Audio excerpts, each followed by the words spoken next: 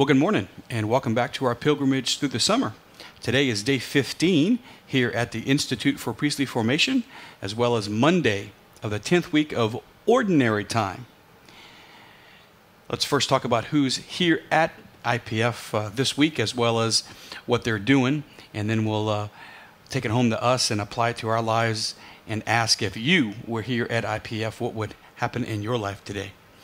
The seminarians in the 10-week summer program make a shift today. As you know, the last 2 weeks have been focused on prayer, into retreat. They were off for the weekend, and today they will begin 2 new classes. The first class will focus on the integration of celibacy and sexuality, and the second class in the afternoon will focus on the distinct identity as well as the unique spirituality of diocesan priests. A lot of people ask why 2 classes and why have 2 classes so close to retreat. There's a real intentionality to that. It's important for the men as they are discerning the diocesan priesthood to know that whenever a priest goes on retreat, he comes back and he's usually really busy right off the bat. As he has been away for a week or a week and a half, he's going to have lots of missed phone calls or emails to answer and appointments to catch up on. And so the busyness, you might say, is intentional to help the men understand the reality of a parish priest's life. In addition to the seminarians who are with us, we have 12 priests who are in a seminar for seminary spiritual directors.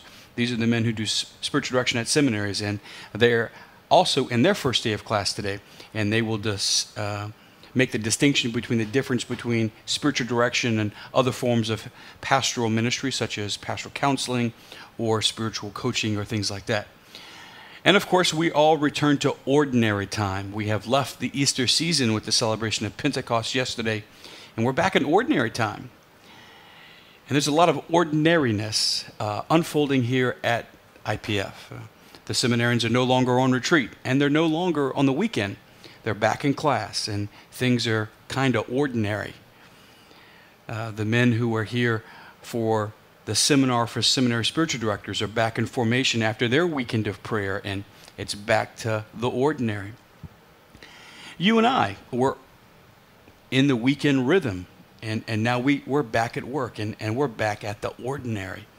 And of course, ordinary time is here. It's no longer Easter. The excitement of Lent and the celebration of Easter is gone, and now we're back to ordinary. There's a lot of ordinary happening all around our lives, and if you were at IPF, we would invite you to embrace the ordinary. How do you feel about the ordinary? How do you feel about your life at this stage of life, whether you're working or retired or in school? Most of our life is in the ordinary. Most of life is sitting in traffic. Most of life is being at work. Most of life is raising kids and doing the dishes and cleaning laundry and everything like that. Like, most of life is just the ordinary stuff. And when we live for the extraordinary, then we endure the ordinary with an attitude of dislike and disdain. And what that does is it pulls us out the present moment, and we're always wanting to be somewhere else. We're always wanting to be with someone else, and we just miss life a lot of times. The ordinary, that's where God lives. Look at Jesus' life. Jesus was 33 years old when he died, right? We know a lot about his birth. We knew a little bit about his childhood. Know a lot about the last 3 years. Boy, what about those first 30? Don't know a whole lot about that. Most of that was just ordinary. In Nazareth, doing ordinary things that ordinary people did back then. Most of Jesus' life was ordinary. Not the stuff in the Gospels that we read about. Most of his life we don't know about because it was just ordinary. God lives there. God lives in the ordinary. God's with you at work.